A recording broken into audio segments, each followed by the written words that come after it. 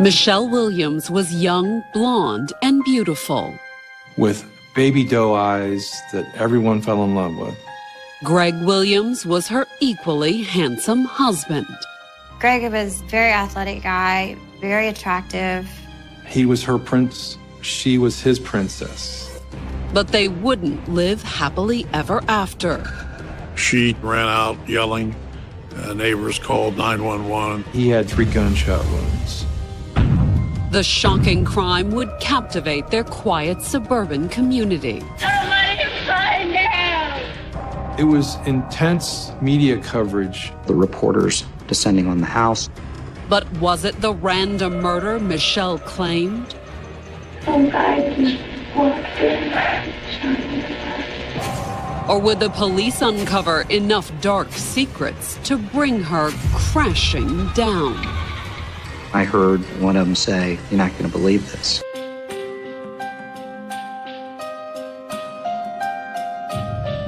Columbus, Ohio, September 30th, 1993. It was a typical Thursday afternoon in a quiet townhouse community on the city's northwest side. This would have been considered a suburban middle-class neighborhood in the northwest side of Columbus where crime didn't happen. But then, at a little before 2 o'clock, 23-year-old Michele Williams ran out the front door of her newly rented townhouse, screaming. She ran out yelling. Neighbors called 911 and so forth. And if the screaming woman wasn't shocking enough, what she was screaming about was truly terrifying. A stranger had come in to her townhouse and shot her husband. Panicked neighbors dialed 911, and within minutes, the normally peaceful community was filled with emergency vehicles and flashing lights. Within a very, very short period of time, there was emergency personnel along with the police department right there. When they arrived on the scene, first responders found Michele's husband, Greg, collapsed on the living room couch, unconscious, covered in blood, and barely alive. He had 3 gunshot wounds, 2 in the chest and 1 in the arm. As the EMTs rushed Greg to the hospital, the police tried to quiet Michele down enough to take a brief statement. But it wasn't easy. She was very hysterical. Eventually, however, she did manage to give them a description of the shooter. She described it like a maintenance man wearing a tool belt. Said he came in, shot her husband a number of times, and then took off. And as far as Michele knew, he'd fled on foot. The patrol officers started quickly scouring the area. By then, local news crews had also arrived on the scene. All the media heard about this and showed up to film what they could find out. And what they found was Michele. Somebody find out! A distraught widow urging the police to track down her husband's killer. It made for dramatic television. But it was just the beginning of a strange saga that would not only leave Michele's private life exposed, it would send her reeling.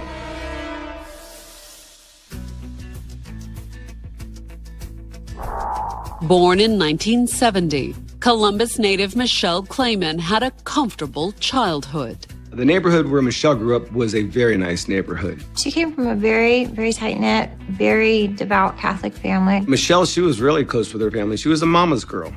And Michele appeared to be the perfect product of her background and upbringing. Good morals, good background, very sweet girl, loving, outgoing, energetic. After graduating high school in 1988, Michele stayed close to home, enrolling in the marketing program at the university that was practically in her backyard, Ohio State. She felt that she could have been a great success in that field with her background. But before hitting campus that fall, Michele took a summer job at the Northwest Swim Club, a private aquatic complex in the city's upscale suburbs. Michele just worked in the office there, the front desk, letting people in and taking money and stuff like that. And it was at Northwest that Michele first met Greg Williams.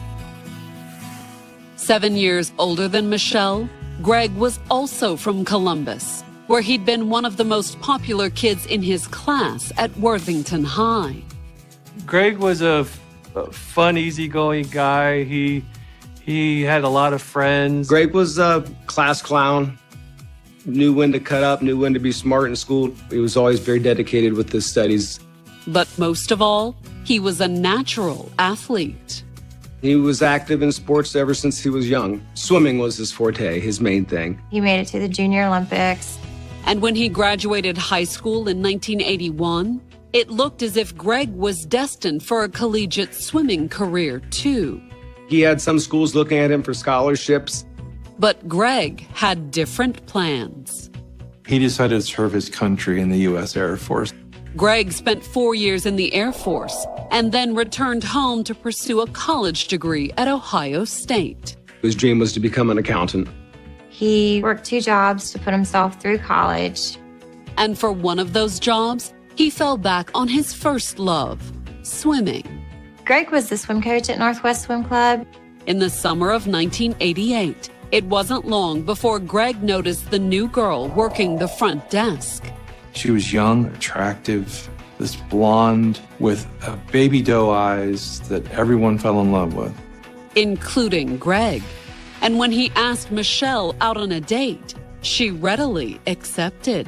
Greg was a very athletic guy, very attractive, curly hair, always tan from working at the pool. Soon, the couple was dating. From the get-go, they pretty much hit it off right away. And by the time the summer was over, Greg had already told his family that he was head over heels. Greg wasn't the type to date around, a bunch of girls. If he found a relationship, he was very serious and devoted to it. Before long, Greg's family had fallen for Michele, too. She was welcomed by the whole family. She really was. We were really good friends. For the next 3 years, the couple was inseparable. Every time they were together, seemed like they were smiling. Michele seemed like any other college girl, enjoyed life and love, enjoyed being with Greg. And together they sampled everything that Ohio State had to offer. The campus here is always a very lively, very fun place to go any time of year, especially during football season. The Ohio State Buckeyes is one of the biggest things around here. But they wouldn't be college sweethearts forever. Greg graduated in the fall of 1991. Greg graduated from Ohio State with a degree in accounting. And when Greg moved away for an internship in Colorado, he made it clear that he intended to keep Michele in his life by proposing. He had an apartment out there, and Michele stayed back here because she had to finish up her senior year at Ohio State. They were waiting for Michele to finish her schooling at Ohio State and to graduate before they set the wedding date and got married, and she would move out to Denver. And 8 months later, the 21-year-old looked every bit the happy bride when Greg came home for their wedding in April of 1992. He was her prince. She was his princess. They appeared to be well on their way to living happily ever after, too. After the wedding, Michele joined Greg in Denver, since the 29-year-old had parlayed his internship into a full-time accounting job. A job with one of the big accounting firms in Colorado. It was a great career opportunity for Greg, one that Michele appeared to support. When they first moved to Colorado, Michele seemed to be excited. But her excitement soon faded. Despite her brand new marketing degree, she had a hard time finding a job in her field, and she had to settle for something else. Michele worked as a human resources clerk at a communications company. It may not have been Michele's dream, but there was no denying that settling in the Denver suburbs did have its advantages. Greg and Michele enjoyed skiing. They were big skiers. Colorado seemed like a perfect fit for them. Everything seemed to be going very well. However, 9 months after moving out west, the novelty of living in Colorado had started to wear off, at least for 22-year-old Michele. Michele was homesick. deeply homesick for her friends and family back in Ohio. She was born and raised here all her life and never left. That's why she got so homesick when they moved out to Colorado. She was away from her family. Michele still hadn't found a marketing job in Denver either, so she started dropping hints about going home. Michele was the one who was pretty set on coming back to Ohio. And it didn't take much to convince Greg to go along. Greg did everything to make Michele happy. So even though Greg had a great job in Denver, he agreed to move back. He came up with a plan, too. At the beginning of 1993, he contacted his younger brother and floated the idea of starting their own company in Columbus. He had called me one night and said something about opening up a pest control company. Jeff was initially surprised by the proposition. I thought he had his dream job. But he was also excited by the idea. It's going to be a family company. It was going to be the four of us. Jeff would do the service, Greg would do the accounting, and Michele and I would do the office work. And by September 29, 1993, when Greg and Michele parked a moving van outside their newly rented townhouse after 18 months in Denver, everything appeared set for a happy homecoming.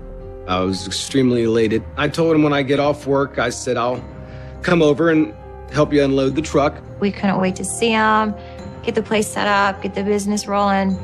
In fact, Greg and Jeff were so eager to get started that the brothers were up half the night, unloading boxes and making plans.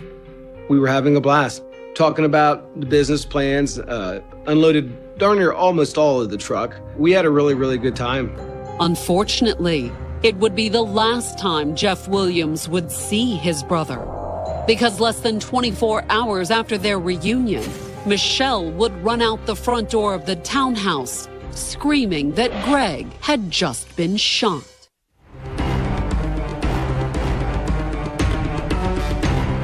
On the afternoon of September 30th, 1993, police in Columbus, Ohio were frantically searching a townhouse community on the city's affluent northwest side, hunting for the man who just shot Michele Williams' husband, Greg.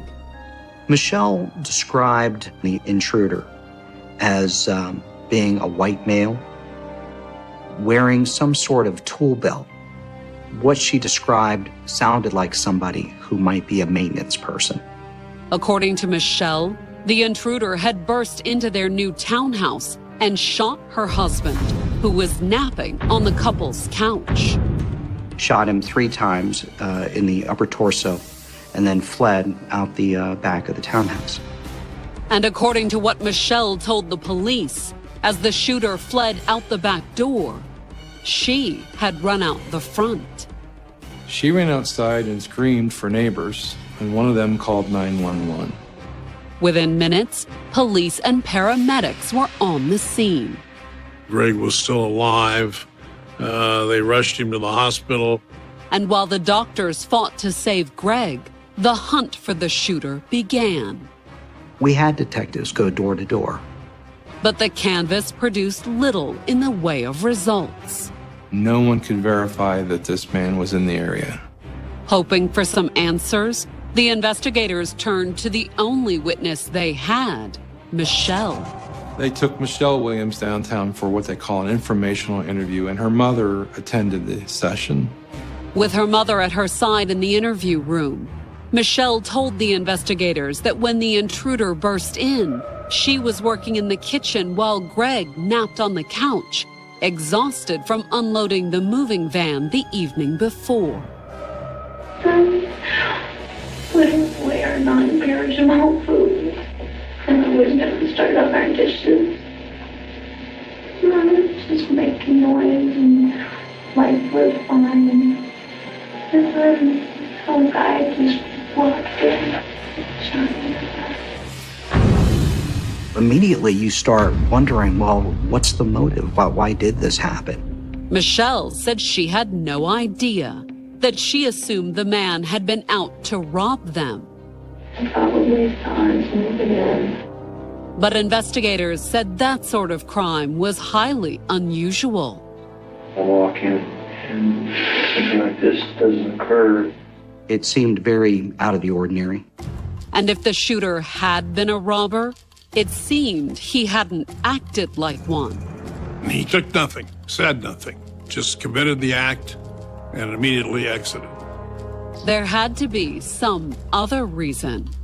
I remember asking her, can you think of any reason why anybody would want to hurt Craig? Why anybody would want to do this? Michele could only think of one possibility. He likes to gamble on football games. Have you ever known him to get that deep into debts? Oh, yeah. Well, yeah. Oh, yeah. He spent $1,000 on the Super Bowl a couple of years back. Once again, the investigators said that seemed unusual.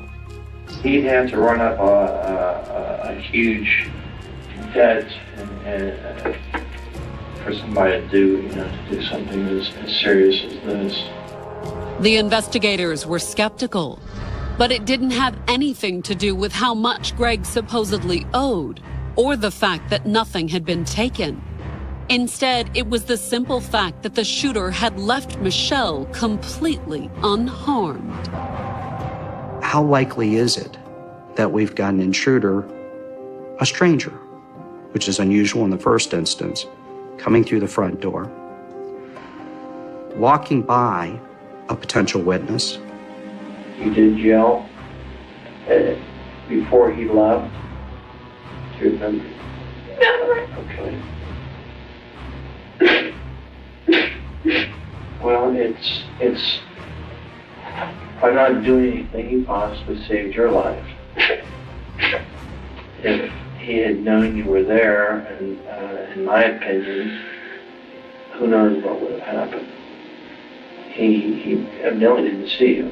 That has to be the only thing I can think of. Was she simply lucky to be alive, or was there another possibility? Since she had been at the scene, the police needed to rule her out as the shooter. And it would be pretty easy to do. In the interrogation room, the investigators told Michele they wanted to test her hands for gunshot residue. When you fire a weapon, it kicks back and it'll leave a telltale trace of powder and so forth on your hands. The swabs of her hands would have to be sent off to the crime lab for analysis. But even before the results were in, the test could be revealing. My request to have a gunshot residue test performed was really more to gauge her reaction to being tested. And maybe in that reaction, we might have a little bit more idea or direction about how involved is she in this. Not that the investigators ever let on that they suspected she might be involved. I said, I hate to have to ask you this. I mean, it's difficult. Dennis explains to her that we're just trying to eliminate potential suspects.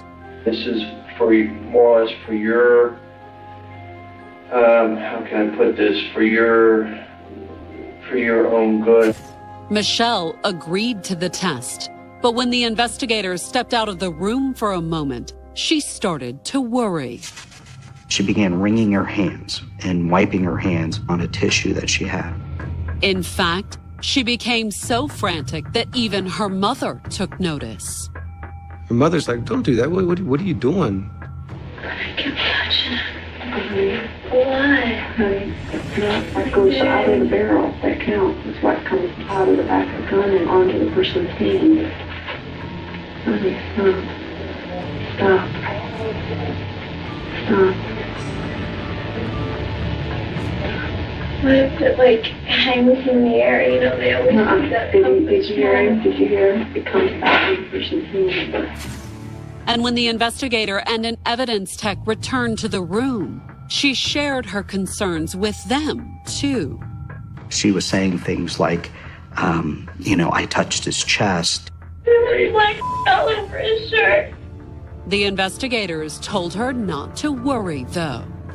Or believe me, there's a difference here between touching a shirt and having a gun in your hand and that gun going off but it smelled like gunpowder all over the place. Once the investigators had reassured her, Michele submitted to the test. And when it was over, her father arrived at the police station and stepped inside the interview room to deliver some devastating news about Greg. Talked to the doctor, and the doctor told me that he passed away. The doctors did try hard to save him, but it was too late. He didn't make it through the procedure. Michele's father tried telling her more, too. His body's at the coroner's office. But Michele seemed to be in shock. Despite learning that her husband had just died, she kept talking about something else, the residue test. My sister's things in my hand. It's up for him. See if she had fired a gun.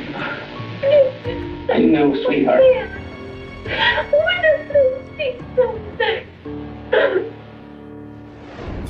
For the investigators, Michele's worry about the gunshot residue test was telling, and that led them to follow up with some pointed questions. I asked her if she and Greg owned a gun. She told me no, that they didn't.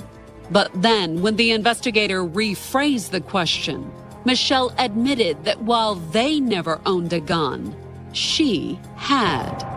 Have you ever purchased a handgun before? Yourself? Mm-hmm. And if Michele admitting that she had bought a gun before wasn't enough to get the investigators' attention, there was also her response to the follow-up question. Okay. When? She hesitated. And it was one of those pauses, one of those hesitations that as you're looking at the person, you can see that they're kind of working things out in their head. Eventually, Michele came up with an answer. A couple months ago. Michele said she had bought the gun in Colorado for protection. I did not like the area we were living in at all. However, according to Michele, she hadn't brought the gun with her when she and Greg moved home to Columbus. I threw it away. I didn't want to keep it anymore. It seemed very odd that you would buy a gun and then just a few weeks throw it away. The investigator didn't press any further, though. Instead, he informed Michele that she couldn't go home just yet, that the crime scene unit was going to be busy for a while. Obviously, we're going to search the apartment to look for any evidence. And then he wrapped up the interview and let her go. You're going to be staying at your parents' place? Okay. But while Michele may have told the investigators that she was going to her parents' place, that wasn't where she went once the interview was over. Within minutes, we get a call from patrol telling us that Michele Williams had arrived back at the scene, that she was very upset, and that she was demanding to get back into the townhouse.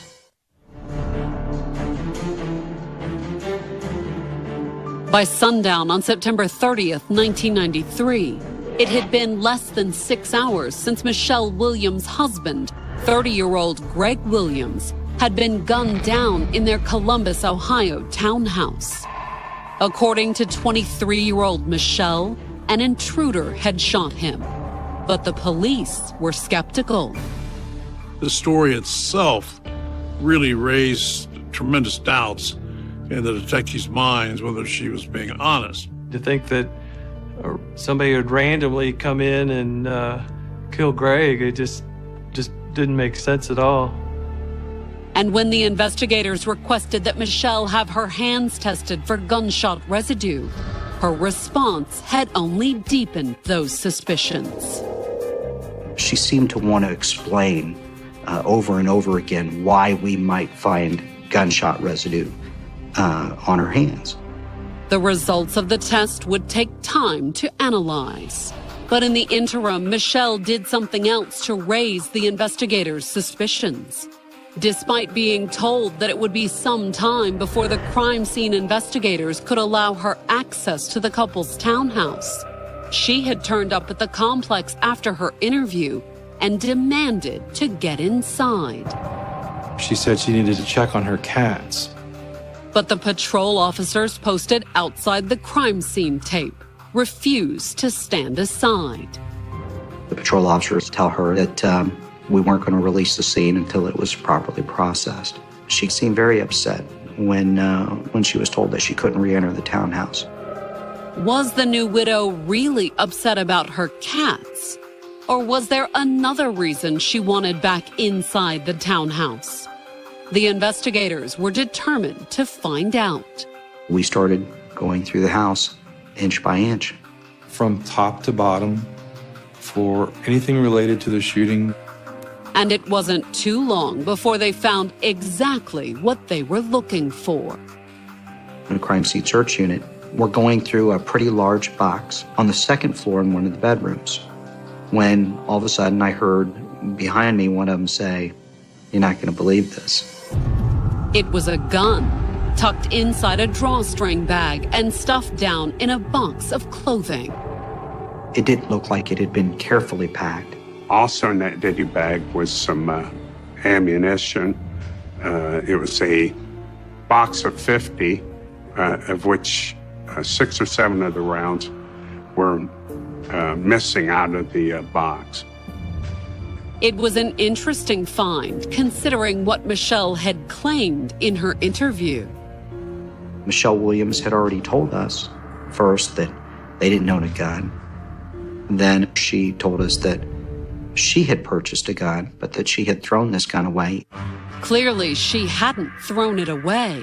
But was it possible that she had actually handled it quite recently?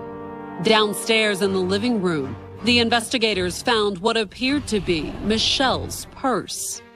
We found her ID and miscellaneous other things. But that wasn't all they found. In Michele's purse, we found some spent shell casings. Even more surprising, among the clutter of old receipts in the bottom of Michele's purse was one from a Colorado gun shop. And the receipt described the firearm that we had found in the search. And it was dated September 15th, barely 2 weeks before the shooting. If the bullets that killed Greg could be matched to the gun they found upstairs, the police would have a murder weapon and a paper trail tying it to Michele. But incredibly, that still wasn't all that rummaging through her purse had revealed to the investigators. They found a love letter to a man back in Colorado. Was it a possible motive? One thing was certain. If what Michele wrote in the letter was true, it sounded as if she had been having an affair.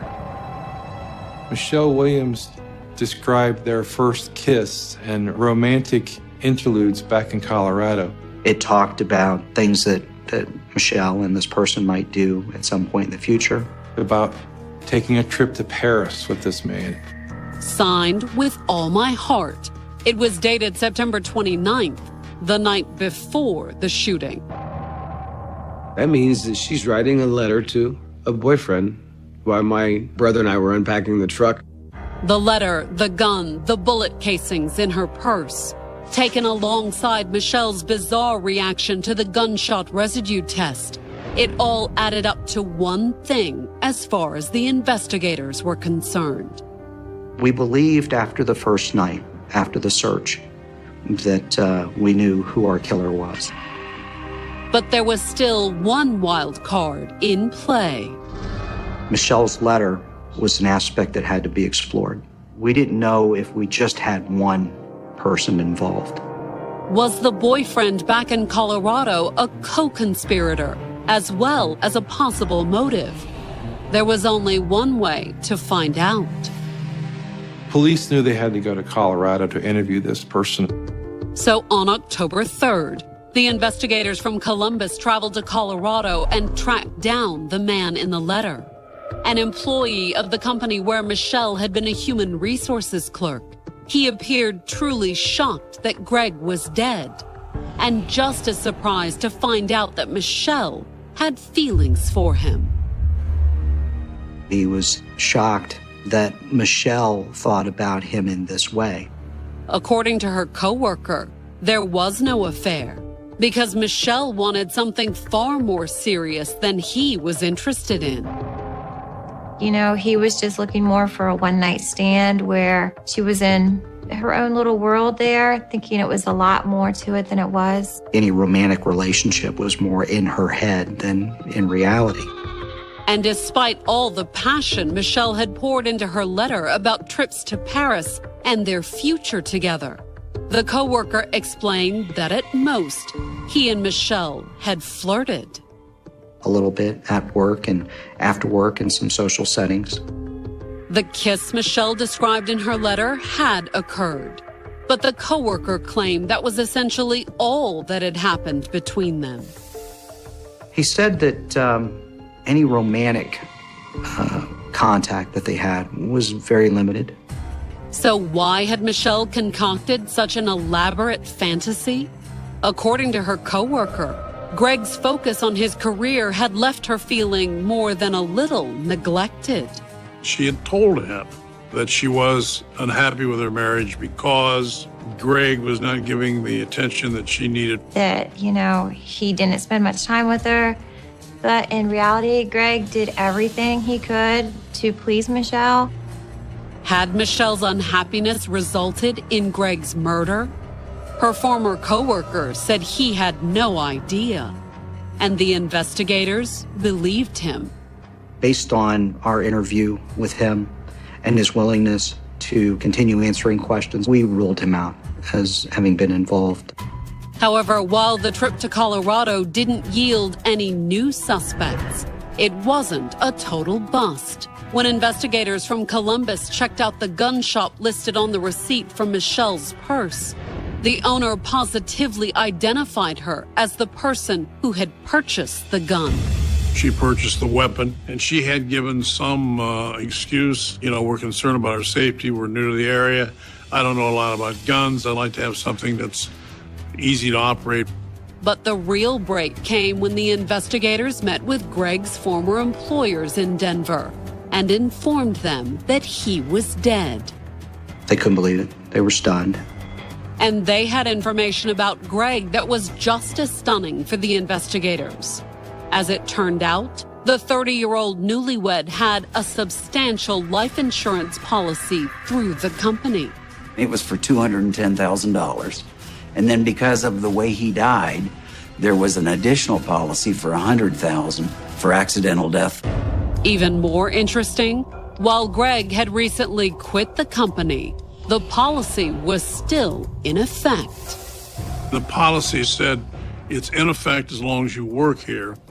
But when you leave, if you ever do leave, it expires the last day of the month that you leave. And Greg was murdered on September 30th.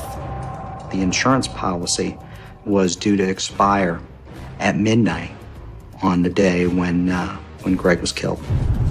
And there was only one person who could benefit from his death, his 23-year-old widow. Michele Williams was the sole beneficiary.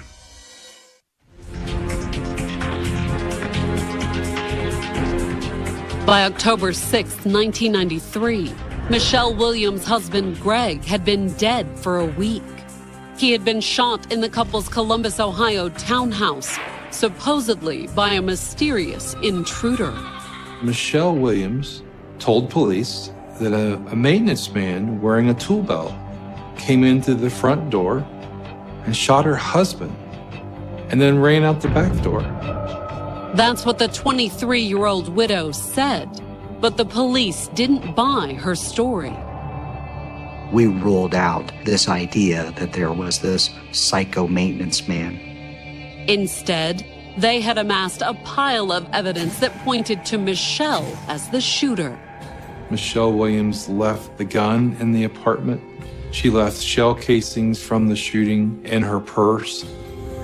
The police had also found a copy of a love letter written to a man back in Colorado and uncovered details about Greg's $300,000 life insurance policy.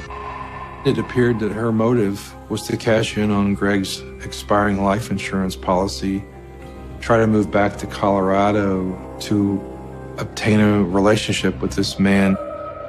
But the clincher had come on October 4th, when the investigators received the test results from the crime lab. First, there were the ballistics results on the gun the investigators had found hidden in the couple's townhouse. It was the weapon that killed her husband. And as the police had already determined, it was also the weapon she had purchased a mere 2 weeks before the murder. It was traced back to Colorado when it had been purchased by her. But most damning of all, the gunshot residue test of Michelle's hands had come back positive. She'd fired a gun.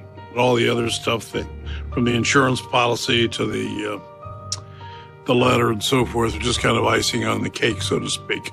We knew that Michele was the one who was involved in the killing, and that there wasn't some stranger, as she had described, who had come in, killed Greg, and was still at large. And Michele wouldn't be at large much longer either. On October 6th, the Columbus police pulled up outside her parents' house, where she had been staying since the shooting. A little more than a week since the killing had occurred, we made the decision that we had enough to bring charges against Michele Williams. And by the time the police knocked on her parents' door, the front yard was crowded with reporters and camera crews. It was intense media coverage. We had a femme fatale charged with murder here in her hometown. We went in, explained to Michele and her parents why we were there, that she was being charged with the murder of her husband and that we were taking her into custody. Although considering the gravity of the situation, Michele seemed strangely nonchalant. She was smiling. At one point, she even made a joke.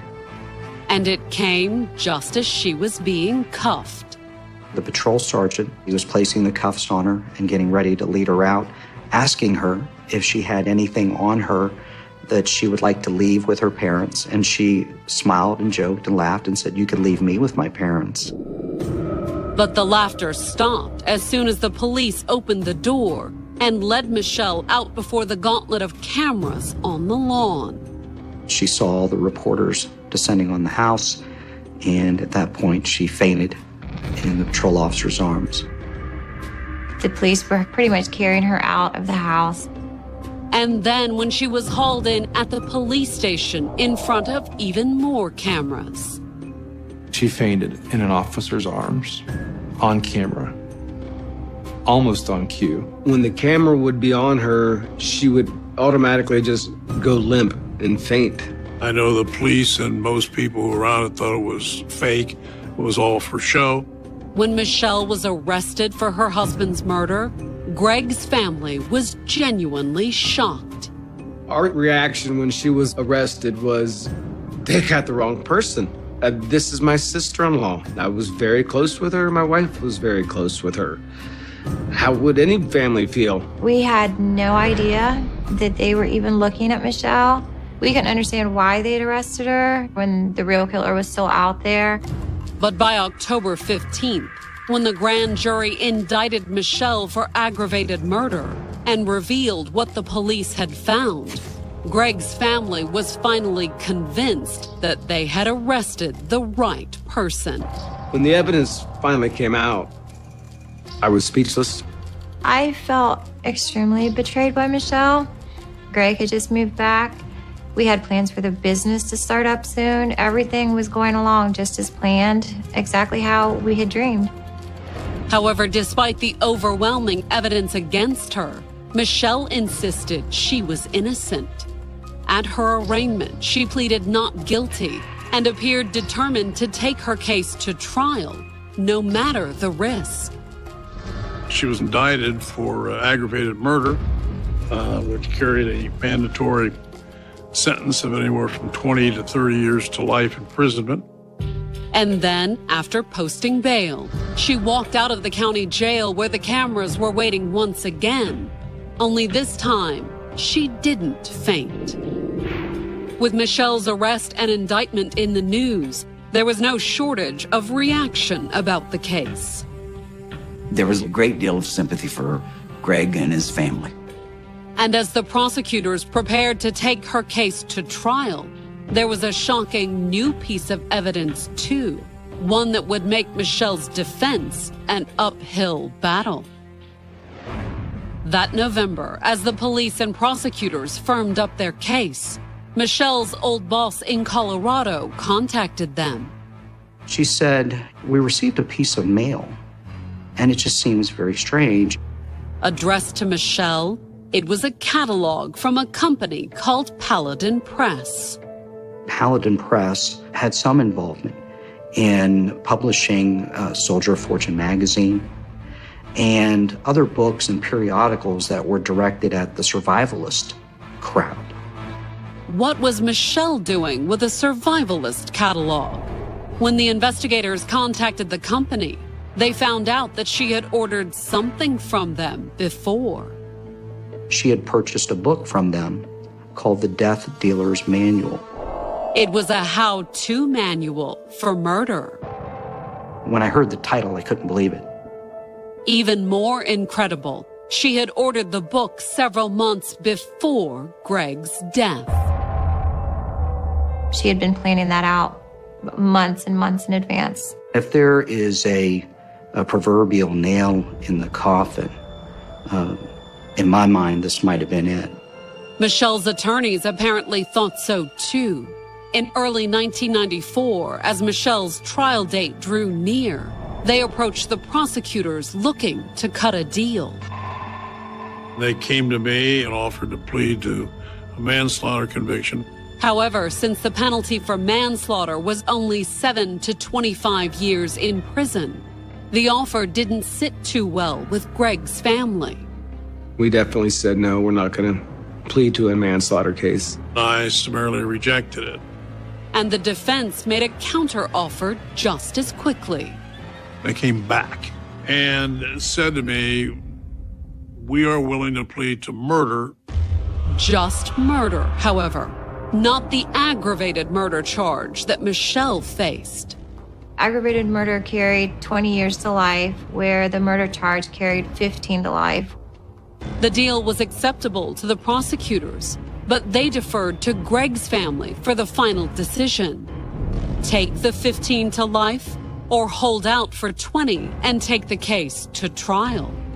Could we lose? Certainly.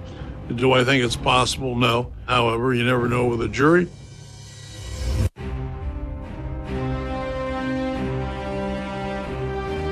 By the spring of 1994, the attorneys for Michele Williams were in an admittedly tight spot. Based on the amount of evidence the prosecutors had amassed, there was a good chance that if her case went to trial, the 24-year-old would be found guilty of murdering her husband, Greg. I don't think they had anything to work with in this case. The facts were just overwhelming. So with her trial date drawing near, her attorneys had approached the prosecution, informing them that Michele would be willing to plead guilty to murder in exchange for a sentence of 15 years to life. It's not aggravated murder, but it's a for sure win that she's going to be going away for a long time. And rather than go through the stress of a trial, Greg's family agreed to the deal. So on May 12, 1994, Michele Williams entered her guilty plea before a packed courtroom. Seeing her again after not seeing her for so many months, it was a shock. After admitting her guilt, Michele apologized for what she had done. I would like to say I am sorry. Not that Greg's family believed her. She showed zero remorse. Never once looked on our side over at the family. She didn't ask them to forgive her either. God God has already forgiven me, and someday, somehow, maybe I can prevent someone else from making the same mistakes that I made. But what took everyone by surprise was a cryptic remark Michele made hinting that Greg somehow shared the blame for her mistakes. And you never know what goes on behind somebody else's closed doors. She was implying or suggesting that there had been some sort of abuse. We were all shocked. They knew it wasn't true, but they were still upset. And even today, after more than 20 years, the family still struggles to understand how Michele could look down on her husband as he slept and calmly, coldly pull the trigger. To this day, just shocked that a person like her, a girl that had a lot going on for her, was capable to be able to do something as heinous and cruel as this. Music, the small town of BST in New South Wales, is rarely interesting being a small college town when the students are at school or gone for the holidays. The town falls eerily silent, but this wasn't true during the holiday season of 2001. Janine Vaugh was a local shopkeeper who was known all throughout the town, so when she vanished without a trace on the evening of December 7th, the entire town waited on the edge of their seats to find out what had happened to her. Janine was last seen stepping into a small red car, but after this, she was never seen again. The police force were hot on her trail, taking action at the moment she was reported missing, but that's when a few people started to suspect that investigators may have known a lot more than they were letting on, and one of their own detectives may just be responsible. Cold turkey may be great on sandwiches, but sometimes it's not the greatest way to break bad habits. I'm not saying you need to go through some mind-altering trip through the jungle to cleanse your thoughts. I'm just talking about today's sponsor, Fume. Not every aspect of a bad habit is wrong, so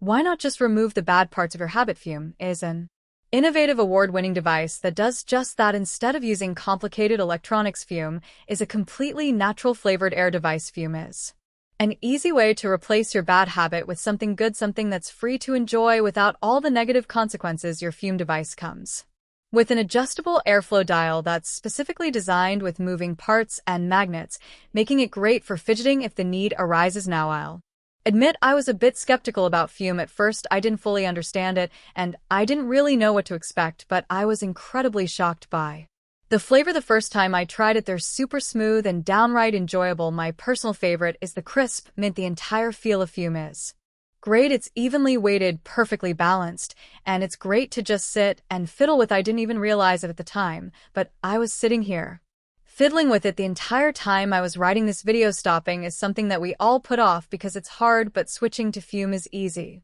enjoyable, and even fun. Fume has served over 150,000 customers and has thousands of success stories, and there's no reason that can't be. Join Fume in accelerating humanity's breakup from destructive habits by picking up the Journey Pack today. Head to TrueCrimeCommunity SLTR Crime or scan the QR code and use code TrueCrime to get 10% off when you get the Journey Pack today. The Fume Solano just launched on November 6th, and you can upgrade your Journey Pack to the Solano to enjoy the premium walnut barrel and onyx black coated mouthpiece that has a smoother finish and still get 10% off. That's tryfume.com and use the code TrueCrime to save an additional 10% off your order today. Thanks to Fume for sponsoring today's video. Janine Vaugh grew up in New South Wales's Hunter Valley region. Janine had a largely happy childhood, but she certainly had a few struggles as well. She lived in a household filled with various members of her extended family, but even with all these people around, there were still times that she felt alone. See, Janine's mother had stepped out of the picture when she was quite young. The circumstances surrounding this are unclear, but one source indicates that her mother abandoned her shortly after she was born, leaving her to be raised by other members of her family. By the time she was a young adult, she decided to move to Bathurst with her boyfriend. The two lived in Bathurst for quite some time together, but their relationship eventually broke down. At this point, Janine had already made a home for herself here, so rather than head back to Hunter Valley, she opted to stay in the area of Bathurst, making a really solid Life for herself, Janine soon found a job at an Ed Harry menswear store, something suits, pants, pretty much everything a businessman could need. She was the manager of the store and seems to have taken great pride in her work, even though Janine had left many of her friends and family members behind in Hunter Valley. She'd found a close-knit group of friends in Bathurst as well, so she wasn't really missing out on much in terms of her social life. Janine's best friend Rebecca was always around when she needed someone, and the two were virtually inseparable. Rebecca remembers Janine as being a fun, easygoing person who was super outgoing. Rebecca says that Janine was always there for anyone who needed a friend, and she loved taking care of other people. She was also a very social person and looked for any excuse to head out into the town to have a good time. On top of all this, Rebecca says that Janine was also a very careful person. Even though she loved meeting new people and making new friends, she always kept her wits about her and kept people at a safe distance until she felt that she could truly trust them. For Rebecca, this made things all the more bizarre when she learned from investigators that Janine had vanished after getting into a car with someone that she'd never met before. According to Rebecca, there was a 0% chance Janine would have done this. She claims that she and Janine shared all of their friends. Janine didn't have a single acquaintance or friend that Rebecca wasn't fully aware of. To her, Janine would have never entered a car with someone she didn't know, and according to Rebecca, this means that whoever took Janine on that warm December evening, she knew them. It was December 6th, 2001. Janine had met up with two of her close friends to head out into the town and spend the evening at one of the bars in BST. Her friends were Jordan Morris and Juanita Murphy, who appeared to have been dating at the time. The three spent the evening at the Metro Tavern, also known as the Metro Nightclub. They spent the entirety of the evening here, carrying over their affairs into the early morning hours of December 7th, finally leaving the bar at about 3:45 a.m. CCTV footage from the evening showed that shortly before leaving the bar, Jordan and Juanita had gotten into an argument. While this was going on, Janine had lost her handbag and was desperately searching for it. She never did find her bag, but the three decided to leave the bar anyway. Several hours later, her bag was found by a member of the cleaning crew. When her bag was investigated later on, it was found to have contained her cell phone, keys, money, and identification, so Janine would have been virtually helpless without it. After they left the Metro Tavern, the three decided to head toward the Oxford Hotel nearby, planning to have one final round of drinks before calling it a night or a morning. At this point, it seems that Janine was growing tired of hearing the couple bickering all the time, because according to police, Janine was walking about 40 m ahead of the couple as they made their way toward the hotel. They all made their way onto Keppel Street, and that's when Jordan and Juanita noticed a car up ahead. The car suddenly popped a turn and pulled up alongside Janine. The grainy CCTV footage shows that the car had stopped for about 27 seconds before Janine agreed to get inside. Multiple witnesses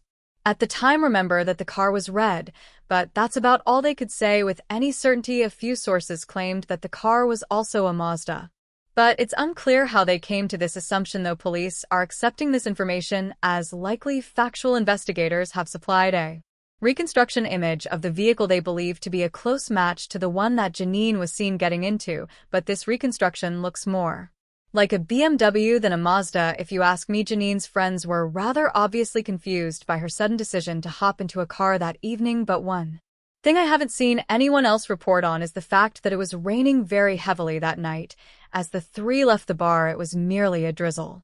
But at the time that Janine got into the car, it was pouring. Janine's family and friends, Rebecca specifically, says that there's no chance she would have gotten into that car if she didn't know the person who was driving. But what we have to keep in mind is that when people are desperate for help, for example, if it's pouring down rain and they have no ride, they can do some rather unusual things to top this off. Not only was it pouring down rain, but Janine and her friends had been at a bar for hours upon hours that night. It's safe to assume that she was probably pretty drunk, so I don't personally find it too crazy to believe that Janine may have gotten into a vehicle with someone she wasn't familiar with that night. When Janine rode off with this unknown individual that evening, her friends didn't bother reporting her to the police. After all, they were operating under the assumption that she likely knew this person. Because of this, alarms weren't raised until hours later, when Janine failed to show up to her store later that morning.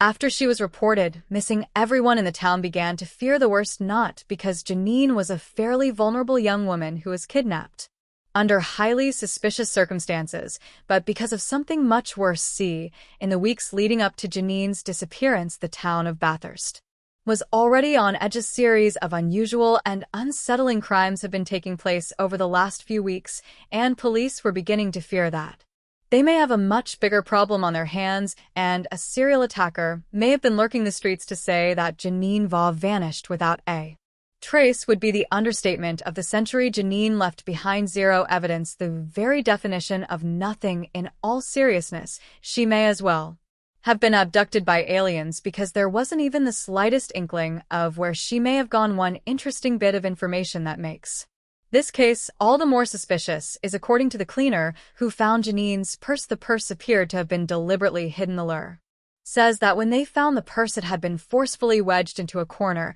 and was being covered up by a couple of bags of chips. Whoever put the purse here didn't want it to be found. According to the Sydney Morning Herald, a total of 3 police forces investigated her disappearance, including the Strike Force Toko, the Mountbatten PD, and Toko 2. Toko 2 is still actively investigating the case, but they've still largely come up empty-handed. Even after all this time, when speaking with various officers and police departments who were assigned to the case, they all say that the case was contaminated and doomed from the start. One officer reported at the beginning of the investigation that resources were plentiful, and they felt optimistic that they would be able to get to the bottom of this relatively quickly, with CCTV evidence and various witness reports collected during the beginning stages of the investigation. Things were looking up, but as time passed by, resources quickly needed to be allocated to other investigations, leading Janine's case to run cold sooner than anyone had hoped. By 2005, the case had begun to fall apart. This is because of an investigation into the potential involvement of a local police detective. This detective had a romantic interest in Janine and showed this shortly before she went missing, but he was also the lead investigator in her disappearance, according to the Sydney Morning Herald. One of the most crucial pieces of evidence in this case is Janine's diary. In her diary, she repeatedly wrote about a detective by the name of Mr. Hosen. Janine claims that Mr. Hossman was stalking her and refused to leave her alone. He was very obviously interested in her, but the feeling was not mutual. It's assumed that Janine made this known to Mr.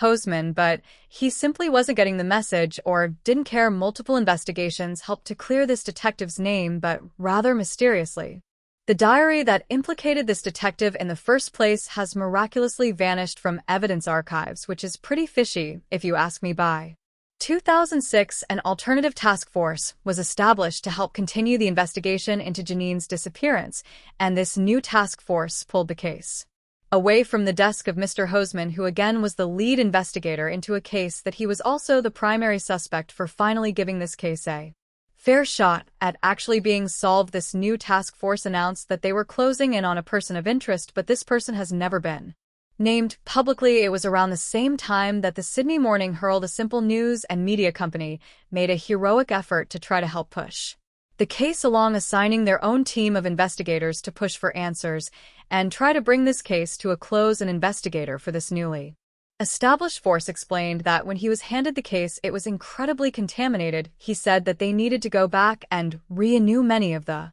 witnesses and informants from years ago, but that their statement were largely unhelpful, presumably because the public's opinion on the case in the years since the crime unfolded had now swayed people's memories and perceptions about what had really taken place that evening. By 2009, the state coroner had announced that she feared the trail for Janine had completely gone cold, and she feared the criminal may never be caught, as too much time had passed since the incident. A total of 3 people of interest were privately named, but each of these people insisted they were innocent, and officers didn't have near enough evidence to accuse any of the 3 of them for any sort of involvement. But that's when the Sydney Herald made a groundbreaking discovery that may just help bring this case to a music close. The Sydney Morning Herald was given access to a total of 47 people of interest who investigators believe may somehow be involved with the case. The Herald was able to hone in on one person in particular who seems to have had a very strange connection to Janine's disappearance. According to the Herald, they were able to track down dozens of people who knew this man personally, including his friend's family and people that had worked with him in the past. More specifically, they were interested in people who had visited his home around the time that Janine had vanished. Two of the witnesses the detective spoke with had very vivid memories of what had taken place all those years ago, and they specifically recalled visiting his home between late 2001 and 2002, just months after Janine had vanished. Each of these witnesses requested that their identities remain anonymous, and rightfully so. One of these individuals recalled an incredibly strong quote. Horrendous odor coming from an indoor area of the suspect's home. He claimed that this terrible smell lasted for several weeks before it finally began to fade. The witness remembers the time that he entered the home and says that he distinctly remembers claiming that the place smelled awful. He also remembers a very specific sound which he described as sounding like a beehive. He says that there was a lot of buzzing, and considering this man used to live on a farm, he felt that it suggested the presence of a dead animal, but in his mind he felt that the sheer number of bees or bugs that would be required to make such a loud noise would have been far more than the number that would have been interested in any animal. He believed something had died here, and it was quite large, maybe even the size of a human. The witness also recalls seeing a note that had been attached to the suspect's fridge. A note that he found very unusual, but the contents of this note have not been made public, as the Herald fears that it may hinder their investigation. They've since passed the contents of this note on to professional investigators. The second witness that the Herald spoke to remembers visiting the suspect's house around 2002, and she doesn't remember any particularly offensive smell, but she does remember the loud buzzing sounds. Worse yet, she witnessed the bugs firsthand. She says that she saw an incredibly unusual number of bugs that were interested in one particular area of the home. She says that this area of the home was, quote, insanely full of bugs that she described as either bees or wasps. She says that none of the insects were flying though, but they were crawling around on the ground, and hundreds of them were lying there dead. She says that after sweeping them up she would come back and hundreds more would have appeared. The one says that this infestation lasted for several months.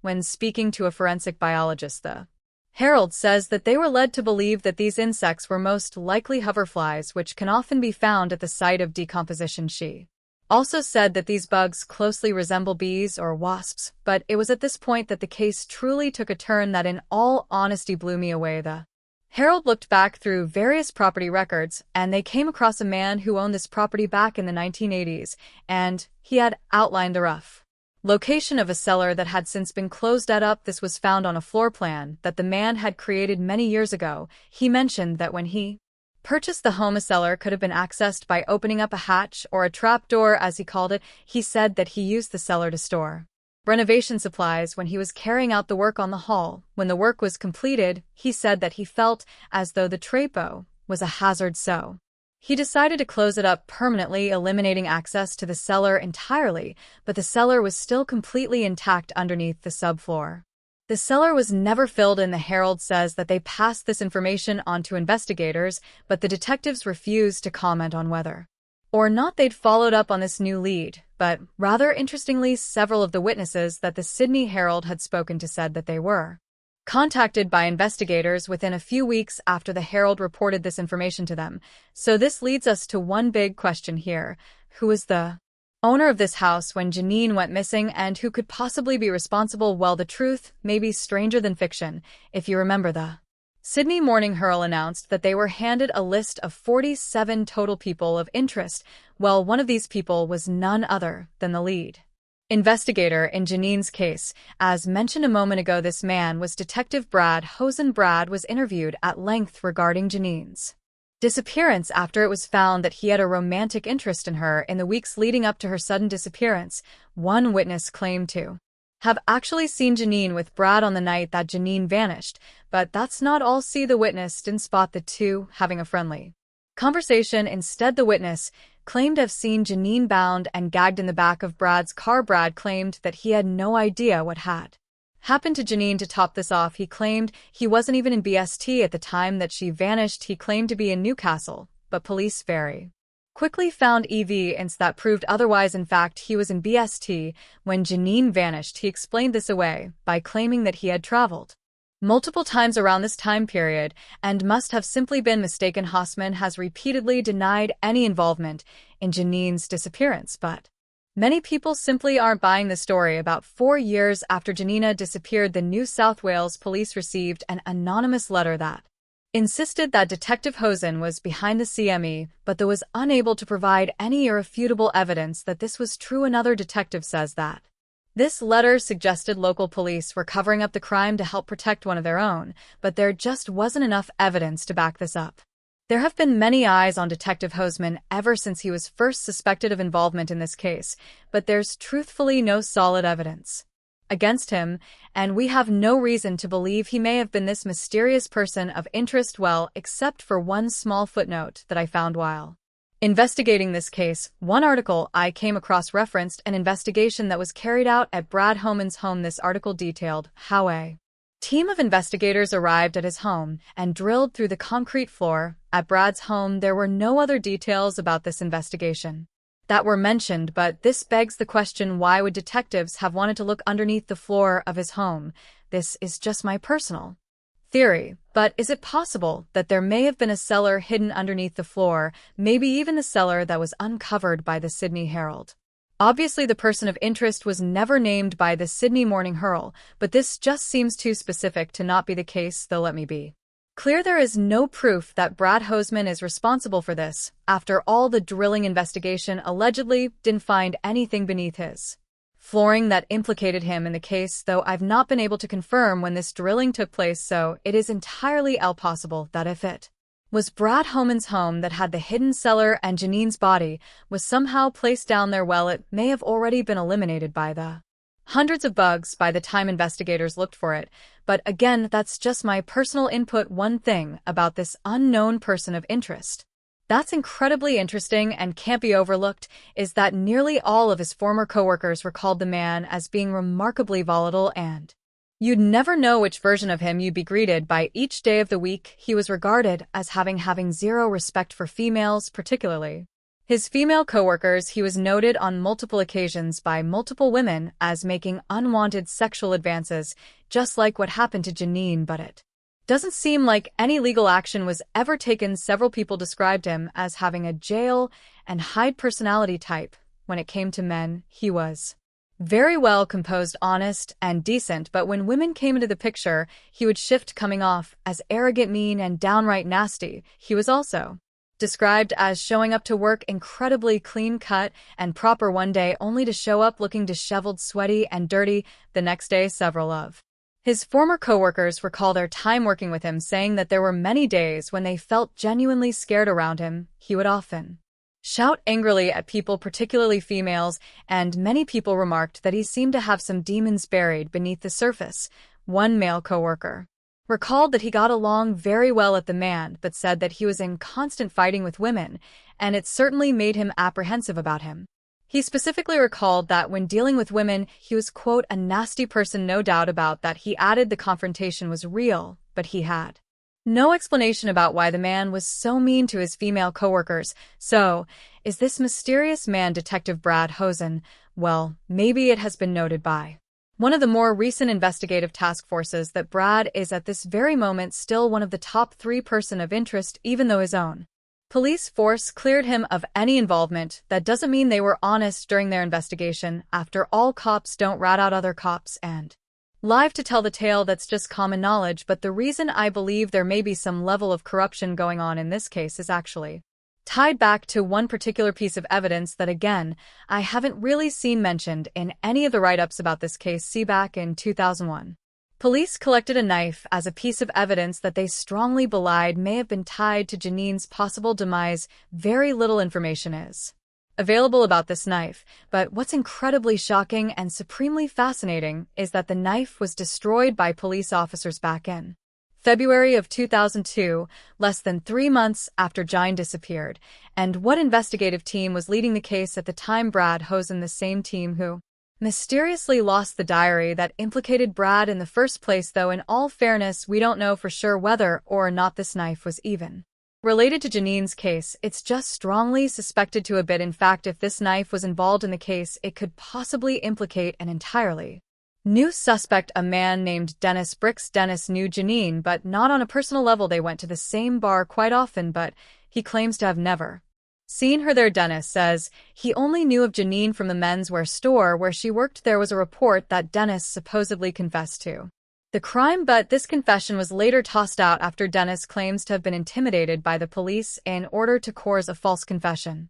Several other people have spoken out about Dennis over the years, and it's even known that he owned a red car at the time of the crime, but this car was searched and no evidence was found. Dennis remains a person of interest, but there isn't really any real evidence tying into the music case. The final person of interest is a man named Andrew Jones, a local pharmacist who owns a red car, matching the one seen at the scene of the crime. Andrew's pharmacy was located in the same shopping center as Janine, but he claims to have never known her, though it appears he did know of her. Receipts were found that proved he visited the store where she worked, but dozens of people shop there every day, so it doesn't prove anything. Andrew also bears a bit of a resemblance to the man who was witnessed driving the red car that evening, but the description is also pretty vague, so that's not really conclusive either. Janine's family are still actively pursuing her case, and so are investigators. There's currently a $1 million reward available for any information that brings this case to a close, but Janine's family have completely lost faith in the police force at this point, and who could really blame them? Her family has spoken out as recently as 2023, saying that Janine's father is now in very poor health, and more than anything they want to bring this case to a close before he inevitably loses his life. So, if you have any information regarding what happened to Janine, via urge to contact Crime Stoppers Australia at 1-1800-33300. This case still remains unsolved, but let's hope it doesn't stay that way for much longer. Thank you, guys, for tuning in to another episode of True Crime Stories. If you want to see more true crime documentaries like this, be sure to hit that like button and subscribe if you'd like to help support the channel. The best way you can do that is simply by leaving a comment below. Any comment at all, it helps out the channel a lot more than you may realize. If you love the channel and want to see new episodes several days early, you can do that by clicking the join button below. You can even pick up a True Crime Stories mug like the one you see on the desk behind me from Thoughts Calm But With That. My name is Ty Knotts, and I'll catch you guys in the next video.